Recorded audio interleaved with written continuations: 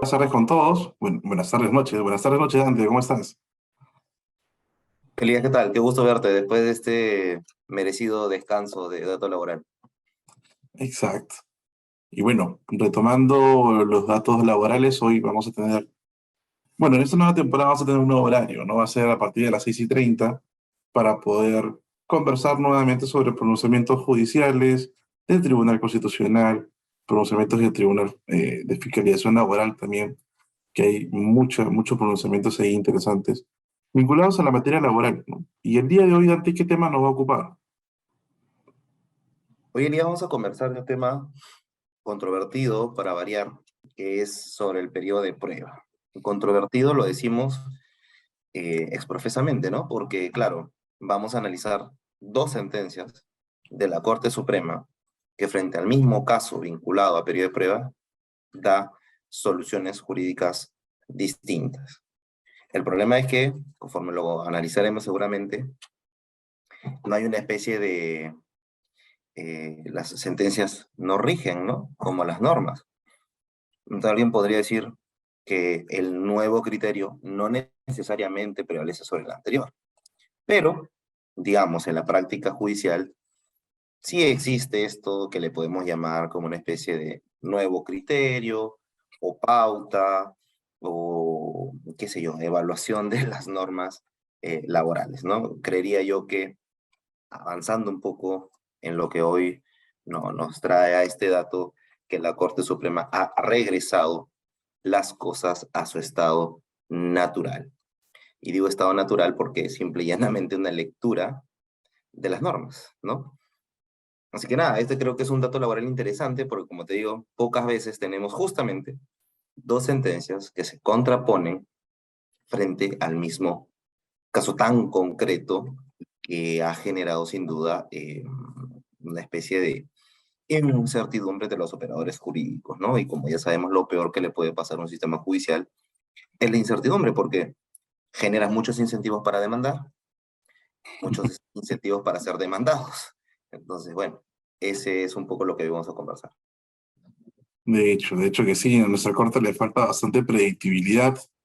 Y bueno, ahora son dos salas constitucionales las que ven temas laborales privados.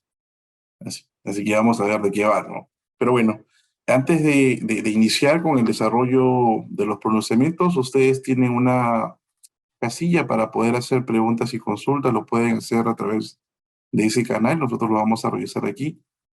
Eh, y sin perjuicio de ello, les invitamos a revisar el blog del estudio y ustedes puedan encontrar información muy interesante acerca de la actualidad normativa, no solamente laboral, que en realidad ha sido la más profusa en los últimos años, pero también hay otra normativa que les puede brindar mucho apoyo para la toma de decisiones, sea empresariales o sea también de parte de los trabajadores.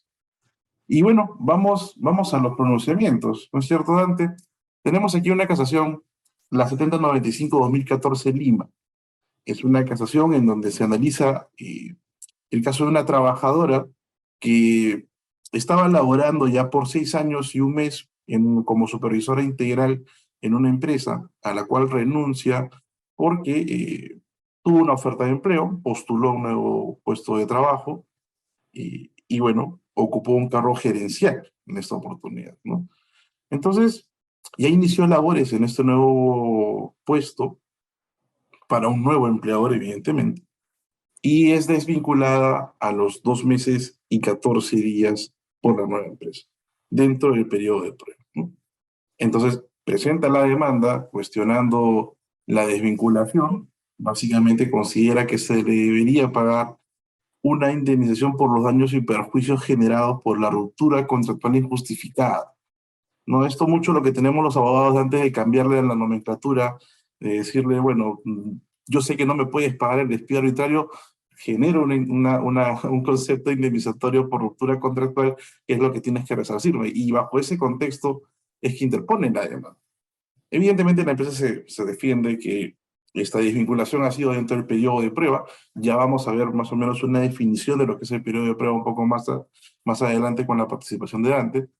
Eh, y aquí lo que ocurre básicamente es que a nivel de primera instancia se estima parcialmente en la demanda, sí se le concede un concepto de daños y perjuicios a esa trabajadora, pero la sala que revisó el caso en segunda instancia lo que hace es modificar, ¿no? Declara, revoca el pronunciamiento, dice no le corresponde el resarcimiento y esta demanda es infundada a todos los extremos. Y el caso va a Corte Suprema, ¿no? Y cuando llega a Corte Suprema, la Corte declara fundado el recurso de casación, en este caso evidentemente la trabajadora, porque la sentencia de vista había sido infundada, y lo que aquí ocurre, me parece que aquí hay un pequeño error. Lo que aquí ocurre, lo que nos dice la Corte Suprema, es que si bien es cierto la trabajadora no tiene una protección contra el despido arbitrario por haber sido despedida entre los 2 meses y 14 días, no le correspondería esta figura. Indemnización por despido arbitrario no le corresponde. Y continúa en el análisis y lo que señala básicamente es que el contrato de trabajo ha sido celebrado, pero atenta contra la buena fe de la empleadora, porque se motiva a aceptar una oferta de trabajo que truncaba las expectativas laborales que tenía y el proyecto laboral que tenía ella en la anterior empresa.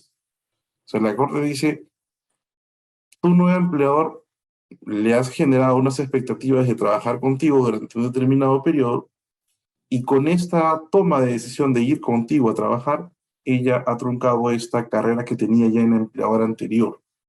Y eso sí corresponde ser indemnizado. Y es por eso que indica que le corresponde a la trabajadora el abono por una indemnización por daños y perjuicios por la ruptura de su relación laboral.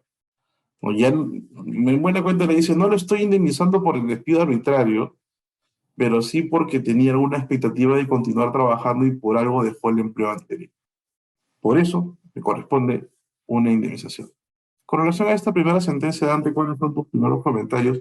Pasando evidentemente por explicar un poco en qué consiste el periodo de prueba, ¿no? Para poder, digamos, aterrizar más allá del pronunciamiento.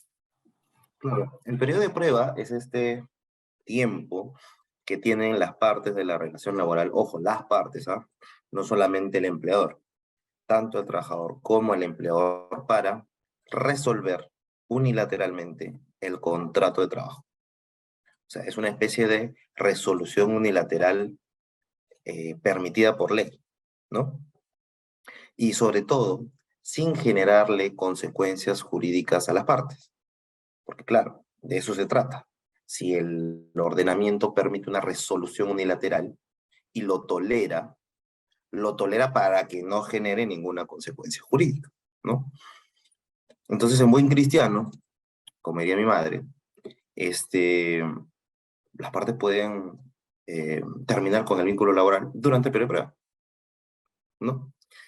Claro, nuestro legislador establece plazos, ¿no? Como es evidente, el periodo de prueba incide en el derecho a la estabilidad laboral, a la protección contra el despido, porque solo, y ahí viene el tema importante, solo cuando se supera el periodo de prueba hay protección contra el despido.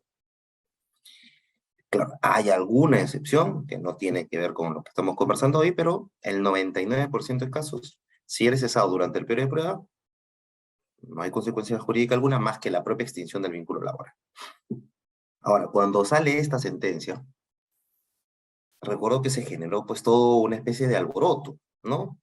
Alboroto laboral, alboroto jurídico laboral o alboroto en las relaciones laborales, porque claro, nada más y nada menos que el máximo órgano de interpretación de la ley, como es la Corte Suprema, lo que nos estaba diciendo es, señores empleadores, si ustedes consideran que un trabajador no supera el periodo de prueba, lo pueden hacer y no tendrán que pagar indemnización por despido arbitral. Pero, en el detalle que tú contabas, ¿no? Pero podré evaluar si en la extinción del vínculo laboral hubo mala fe y por tanto, como ocurrió en el caso específicamente, ordenó pagar una suma, en este caso fue de más o menos 50.000 soles. ¿Okay? Entonces, claro, el tema es, después de esta sentencia, ¿qué queda del periodo de prueba? ¿Hasta qué punto realmente un trabajador tiene el derecho o no a, claro, no podrá pedir indemnización por despido arbitrario, porque ahí aplicas directamente el artículo 10 de la ley. Pero con esta sentencia se generó esta expectativa, ¿no? De que podría el trabajador recurrir al Código Civil y decir que lo que hay es una indemnización por daños y perjuicios por un incumplimiento de las obligaciones, ¿no? 1300 y tantos del Código Civil, ¿no? Y eso ha sido, ¿no? Digamos, este especie, como te digo, de alboroto, de confusión, siguió entre nosotros durante buen tiempo, ¿no? Hasta que, como dice la canción Elías, ¿qué pasó?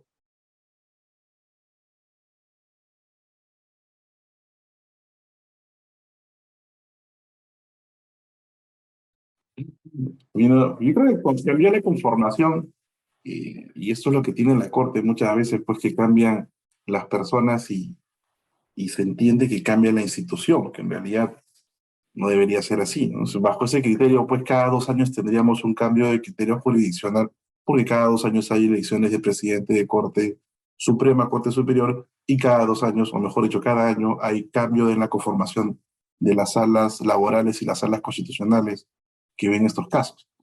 Pero bueno, llega este nuevo caso, en esta oportunidad es una trabajadora en el mismo supuesto, ¿no? Renuncia a su empleo anterior para ingresar como subgerente de calidad en otra empresa.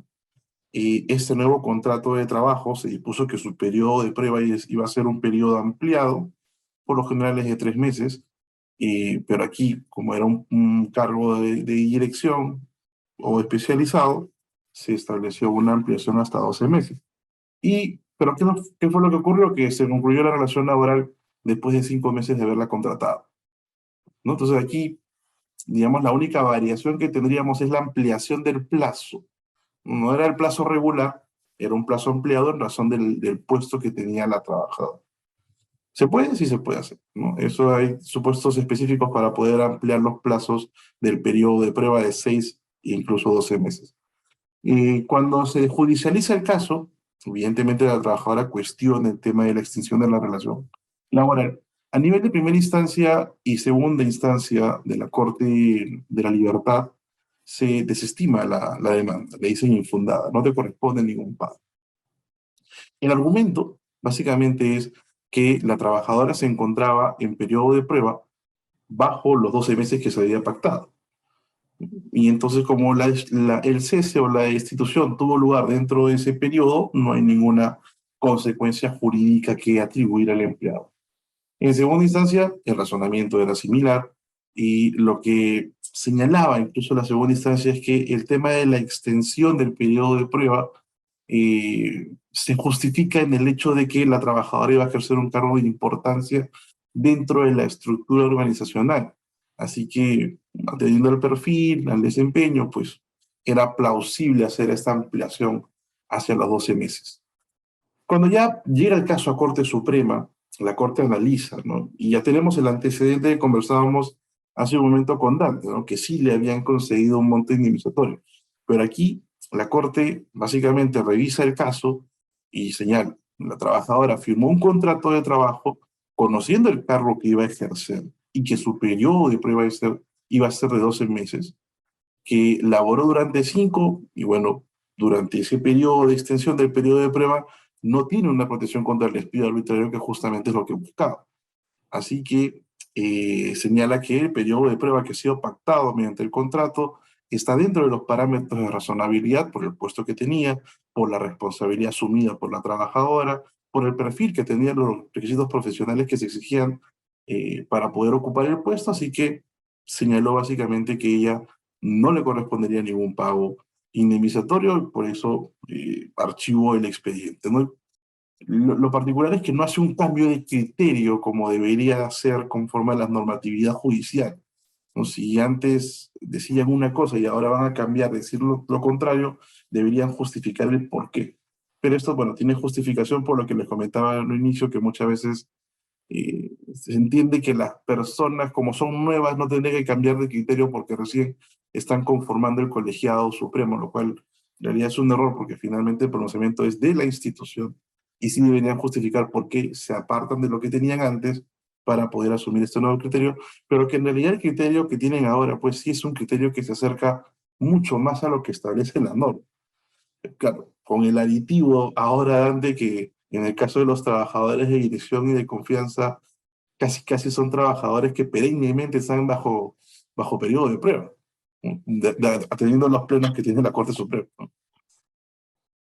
Sí, o sea, a ver, aquí hay varias cositas que decir, ¿no? Primero, no debemos olvidar que, o sea, lo que ha sucedido en ambos casos es si la pérdida, yo le diría con una especie de pérdida de chance, ¿no? O sea, lo que pasa es que tú, cuando tienes un empleo, ¿no? El que sea, no importa si eres de dirección, confianza, el cargo que sea. Cuando tú tienes un empleo y dejas ese empleo para buscar nuevas oportunidades, ¿ok? Cuando dejas ese empleo para buscar nuevas oportunidades, corres un riesgo, porque todos los trabajadores sabemos que te vas a enfrentar al periodo de prueba, que puede ser, claro, 3 meses en el 85% de casos, 6 meses, yo diría, en el 10% de casos, y un año en el 5% de casos. Porque estamos hablando de trabajadores de confianza y de dirección, que son los menos, obviamente, los altos gerentes, los directivos. Entonces, siempre el mensaje había sido que eso es un riesgo que asume quien toma la decisión. Tú tomas la decisión de dejar tu empleo y optar por una nueva oportunidad, ¿no? A veces se le llama nuevo rumbo, nuevas oportunidades, nuevas, qué sé yo, ¿no? Como se le llame, ¿no? Eh, un nuevo empleo, tienes que ser consciente de que estás asumiendo un riesgo y que ese riesgo dura 3 meses, 6 o un año, dependiendo cuál sea tu condición. Seguramente quienes nos miren dicen, Dante, pero, oh, Elías, ¿qué hago? ¿Qué puedo hacer? ¿Estoy perdido? ¿Significa que nunca voy a poder salir de esta especie de situación de incertidumbre? No. Puedes y tienes todo el derecho a pactar la exoneración del periodo de prueba. Claro, de estos tres grupos de los que hemos hablado, quien tendrá mayores posibilidades de pactar una exoneración serán los trabajadores de dirección, por su poder de negociación. Quizás también los de confianza. Los trabajadores ordinarios quizás no tengan esa posición, porque casi es como un contrato de adhesión, ¿no? O sea, este es el contrato de trabajo que hay, tómalo o déjalo. Pero jurídicamente hablando, más allá del ejercicio práctico, sí lo pueden hacer. Claro, ¿qué sucede? Que en otras legislaciones es al revés, ¿no?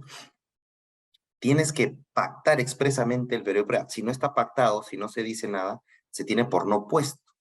Pero más allá de esa tingencia, lo cierto es que ya sabemos que asumimos un riesgo al tener un nuevo empleo. El consejo que sería a un trabajador que quiere optar por una nueva oportunidad es, si tiene la posibilidad, opte por, en la negociación en la que está, ¿no? No solamente vea sueldo, no solamente vea condiciones de trabajo, no solamente vea beneficios, o EPS, o qué sé yo, sino también vea la posibilidad de pactar una exoneración. Ahora, es anecdótico que en los dos casos, Elías, justamente estemos frente a trabajadores de dirección, que son los que tienen mejores oportunidades de pactar la exoneración. Quizás ese dato era irrelevante ponerlo en la sentencia, pero estoy seguro que esto ha surgido en la discusión, ¿no? Decir, oye, eras gerente, si te están... Y hay un librito ahí en Recursos Humanos que se llama La Guerra del Talento, ¿no? Sí, pues, o sea, quizás ahorita por la situación económica no veamos tanto esa guerra por el talento, pero sí hay y siempre habrá entre las empresas una guerra por el talento, de tratar de tener a los mejores profesionales en sus filas. Pero no nos olvidemos que al aceptar un nuevo cargo, una nueva oportunidad, corremos un riesgo. ¿Queremos quitarnos el riesgo? Pactemos exoneración. Si no, asumámoslo y demos todo de nosotros para que durante el periodo de prueba simplemente pase como una anécdota y supera el periodo de prueba, ya tenemos protección contra el despido. Y lo segundo que tú decías, Elías, es, claro, eh, sin embargo, ya sabemos que el séptimo Pleno Supremo Laboral ha dicho que los trabajadores que siempre son de dirección o confianza no tienen derecho ni a la reposición ni a la indemnización. Entonces, en los hechos, lo que ha ocurrido es una especie de perennización o un periodo de prueba eterno, porque por más que lo superes, igual no tienes protección. Y eso es realmente un dato que debería servir a las autoridades para que regulen esa circunstancia, porque podría llevar a algunas situaciones. Hoy estamos legislando, Elías, a través del Poder Judicial, no estamos legislando a través del Congreso. Entonces, eso preocupa porque genera incertidumbre. Y por último, para darte la palabra, y cumpliendo estrictamente el tiempo que nos hemos dado hoy para este programa, es que, ¿dónde radica el error de la Corte Suprema? Y es un error, Elías, que lo estamos viendo mucho nosotros que vemos estos temas a diario, en no entender lo que es una antinomia, ¿no? O sea, nosotros tenemos una regulación general de los contratos, que está en el Código Civil, que son normas generales de los contratos, de obligaciones, de contratos nominados, innominados, etc. Pero tenemos otro mundo, ¿no? Que es el derecho del trabajo, que tiene sus propias reglas para un tipo especial de contrato, que es el contrato de trabajo. Entonces, ¿cuál es el supuesto de hecho y la consecuencia jurídica que debe aplicarse cuando tenemos una resolución unilateral del contrato de trabajo? La Ley de Productividad y Competitividad Laboral y su reglamento. ¿Es posible jurídicamente recurrir al Código Civil?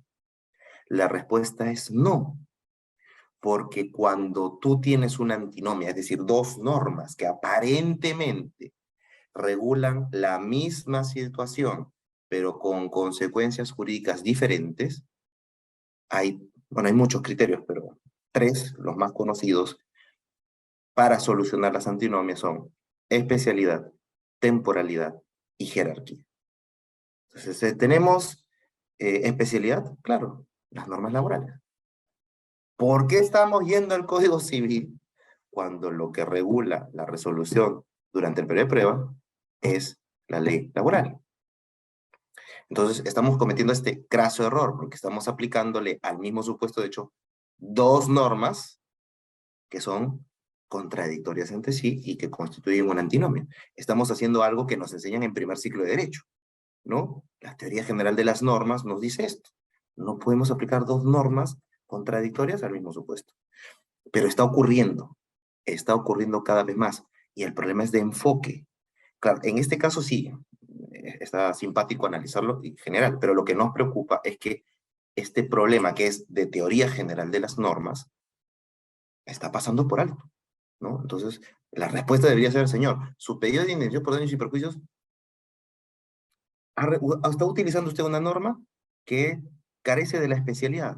Porque la norma especial es la ley laboral. ¿Queremos dar daños y perjuicios durante el periodo de prueba? Cambiemos la ley de productividad y ya está, ¿no? Eso es.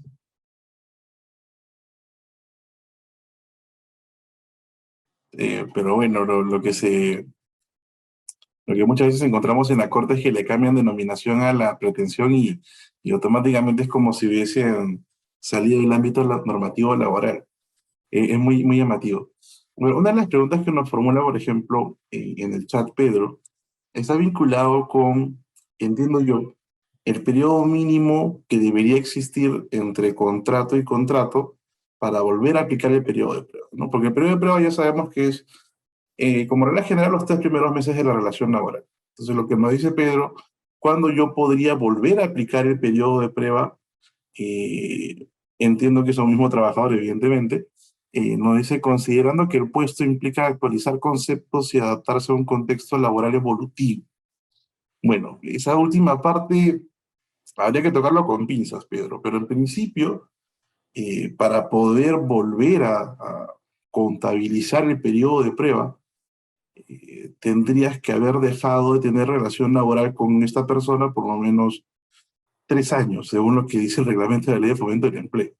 O sea, es un periodo casi imposible, ¿no? 3 años es una norma bastante antigua, pero es lo que hoy todavía sigue rigiendo para poder volver a aplicar el periodo de prueba. Y claro, lo que sí establece una excepción es cuando el reingreso es a un puesto cualitativamente distinto, puedes volver a aplicar el periodo de prueba independientemente de los 3 años. Pero tienes que justificar justamente por qué es distinto el puesto, ¿no? Entonces, allí es donde tienes un poco, quizá, de inconvenientes de cara a poder utilizar nuevamente el periodo de prueba. Creo que Claro, o sea, tenemos si tienes. otra pregunta. Ah, perdón, te Sí, corté. solamente para ayudar, Elías, está excelente lo que has dicho, claro. Pero entendamos la lógica del legislador que no es arbitraria, a mí me parece muy razonable, ¿no? Es decirte, oye, si ya te evaluaron, o sea, si ya superaste el periodo de prueba, supongamos un trabajador ha estado un año en una empresa, perfecto. Él se va de la empresa, porque ya no le pueden aplicar el periodo de prueba a un trabajador ordinario, ¿no? Entonces se va. Y luego ingresa a los 6 meses al mismo cargo. ¿Sería razonable aplicarle el periodo de prueba sabiendo que se acaba de ir? Entonces el legislador dice no, salvo, como tú bien decías, que han pasado 3 años. 3 años en una empresa, quizás el jefe ya ni está, ¿no? Entonces, la lógica del legislador es esa, o sea, ya pasaron 3 años, en 3 años pueden pasar 1000 cosas. Entonces, sí parece razonable que si pasaron 3 años te vuelven a evaluar. O, como tú bien decías, que el cargo sea otro. Si el cargo es otro, a ella no interesa el plazo.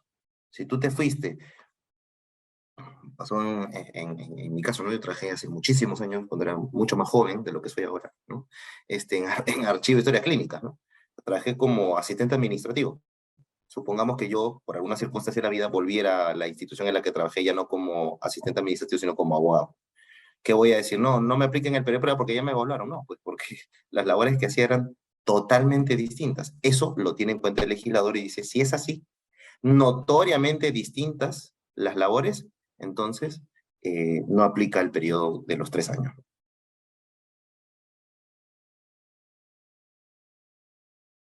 Lo que hemos comentado, se recomendaría que para cesar a un trabajador de dirección dentro del periodo de prueba se inicie un procedimiento disciplinario.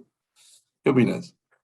No, por supuesto que no, por supuesto que no. La extinción del vínculo laboral durante el periodo de prueba es una extinción unilateral, subjetiva, totalmente subjetiva.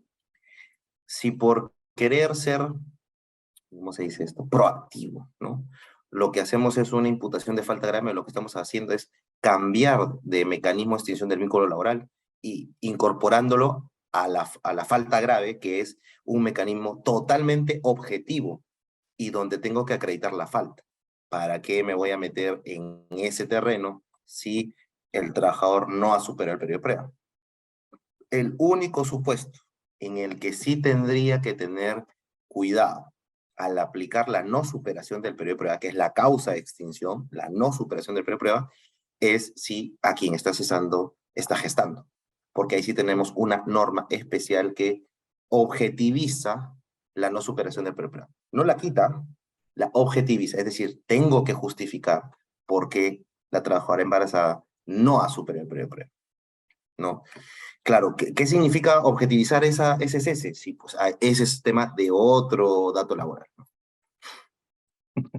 Pues ahora sí va a una pregunta de un asistente anónimo. Dice, ¿existen requisitos para acreditar que el trabajador no superó el periodo de prueba o simplemente es la manifestación del empleador en señalar que no cumplió con las expectativas? Es un tema muy interesante que lo hemos visto en alguna oportunidad antes. Sí, claro, recuerdo perfectamente, ese fue un leading case, ¿no? Claro, o sea, insisto, lo único que tú tienes que decirle a un trabajador que está dentro del periodo de prueba es, señor, en aplicación del artículo 10 de la ley, eh, usted no va a superar el periodo de prueba, porque estamos dentro del plazo. O sea, tendríamos que cuidar que estemos dentro de los 3, 6 o años, nada más. Cerrado, nada más, ningún enunciado más. Si lo que tratamos de hacer es explicar, justificar, anunciar nuestras razones, insisto, lo que estamos haciendo es convertir un cese totalmente subjetivo, permitido por la ley, en un objetivo. Y de hecho ya ha pasado, ocurrió un alto funcionario de una conocida empresa en este país, que como la empresa le comunicó las razones de su cese o de la no superación del periodo de prueba. Bueno, perdón, en ese caso, pido disculpas, fue pérdida de confianza, que viene a ser lo mismo, ¿ah? Aplicamos lo mismo, porque es una situación totalmente subjetiva. ¿Qué hizo este trabajador? Demandó por daños y perjuicios porque, claro, decía de que en realidad se le estaban imputando faltas graves, porque cuando leías la carta de retiro de confianza, que tendría casi el mismo contenido de la no superación del periodo de prueba, lo que la empresa decía, por abundar más, es darle razones de una serie de incumplimientos que había cometido el trabajador. El trabajador decía, no me han permitido defenderme, porque un procedimiento que es totalmente subjetivo, en la que simplemente comunicas la no superación del periodo de prueba, me estás imputando hechos y no me estás permitiendo defenderme. Entonces, cuidado, pasamos de un procedimiento limpio, que es el que está establecido en nuestra legislación, a un procedimiento que se asemeja a una imputación de falta grave, con el adicional de que no le estamos permitiendo al trabajador defenderse, y ahí estamos cometiendo un grave error. Correcto, correcto. Sí, no vamos a complicar la vida, en realidad. No, así es el objetivo, claro. Que quizá ya para el tema de judicial, para dar algunas razones adicionales, se podría servir, pero en el inmediato momento de extinción, simplemente señalar que está dentro del periodo de prueba. Unas últimas preguntas nos dicen, por ejemplo, que en su momento mencionamos que los puestos de dirección y de confianza no tienen derecho a indemnización ni protección contra el despido arbitrario, ¿es correcto? ¿Qué protección tendrían en ese caso? Bueno, la protección que les quedaría es la que contractualmente pudieran ellos establecer, porque esto es jurisprudencia de la Corte, ¿no? Incluso es un pleno acordado por los jueces de la Corte Suprema que señalan que aquel trabajador que inicia su relación laboral siendo trabajador de confianza, lo cual también implica trabajador de dirección, y termina la relación laboral en esa condición, ese trabajador no tiene derecho a la indemnización, y hay pronunciamientos también del Tribunal Constitucional que dice que los trabajadores de confianza no tienen derecho a la reposición. Entonces, la única forma que tendrían ellos de establecer algunos, si queremos ponerlo así, candados de protección, sería hacerlo de forma contractual. No sé, Dante, creo que querías comentar algún tema.